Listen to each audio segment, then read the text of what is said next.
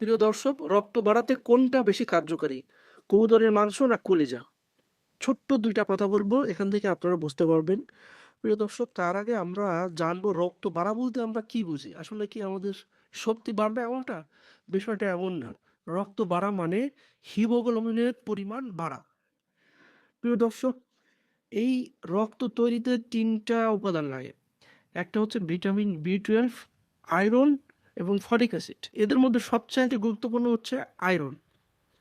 এখন কেউ যদি 100 গ্রাম কবুতরের মাংস খায়, তাহলে সেখান থেকে মাত্র 2 থেকে 3 মিলিগ্রাম আয়রন পাবে।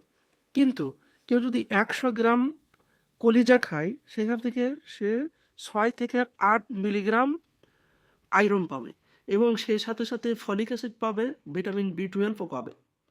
তাহলে এখানে কিন্তু তিনটা উপাদানই পাওয়া যাচ্ছে, অর্থাৎ কলিজা খেলে সেখান থেকে রক্ত বাড়ার সম্ভাবনা সবচেয়ে বেশি। তবে কলিজা খেতে পারবে না যাদের লিভারের সমস্যা, যাদের কোলেস্ট্রলের সমস্যা বা উচ্চ রক্তচাপের সমস্যা বা গেটে বাত, গাউটের প্রবলেম, তারা কিন্তু কলিজা খেতে পারবেন না। ভালো থাকবেন সবাই, সুস্থ থাকবেন। আসসালামু আলাইকুম ওয়া রাহমাতুল্লাহ।